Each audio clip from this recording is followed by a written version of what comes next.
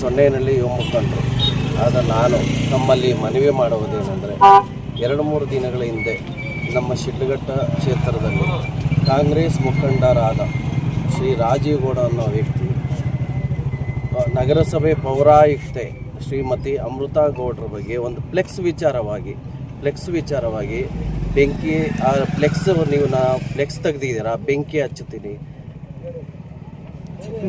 ಚಪ್ಪಲಿಯಲ್ಲಿ ಓಡಿಸ್ತೀನಿ, ಎಲ್ಲರನ್ನೂ 31 ವಾರ್ಡಿಂದ ಎಲ್ಲರನ್ನೂ ಕರೆಸಿ ಬೆಳಗ್ಗೆನೇ ಚಪ್ಪಲಿಯಲ್ಲಿ ಓಡಿಸ್ತೀನಿ, ಕೆಲಸ ಮಾಡೋಕ್ಕೆ ಬಿಡೋದಿಲ್ಲ ಆ ಥರ ಹೇಳಿ, ಹಾಗಾಗಿ ಮತ್ತೆ ನಮ್ಮ ಕ್ಷೇತ್ರದ ಜನಪ್ರಿಯ ಶಾಸಕರಾದ ಶ್ರೀ BN ರವಿಕುಮಾರ್ ಅಣ್ಣವರ ಬಗ್ಗೆಯೂ ಸಹ ಕೆಟ್ಟ ಪದಗಳಿಂದ ಅವ್ರನ್ನೂ ಕೂಡ ನಿಂದಿಸಿರ್ತಾರೆ. ಹಾಗಾಗಿ ಈ ಸರ್ಕಾರಿ ಅಧಿಕಾರಿಗಳು ಮುಕ್ತವಾಗಿ ಕೆಲಸ ಮಾಡೋಕ್ಕಾಗದೇ ಇರುವಂಥ ಪರಿಸ್ಥಿತಿ ಉದ್ಭವ ಆಗಿದೆ. ಸೊ ಹಾಗಾಗಿ ಈ ಥರ ವ್ಯಕ್ತಿನ ಕೂಡಲೇ ಎಲ್ಲಿದ್ದರೂ ಸರ್ಚ್ ಮಾಡಿ ಬಂಧಿಸಬೇಕು, ಕಾನೂನು ಕ್ರಮ ಕೈಗೊಳ್ಳಬೇಕೆಂದು ತಮ್ಮಲ್ಲಿ ಮನವಿ.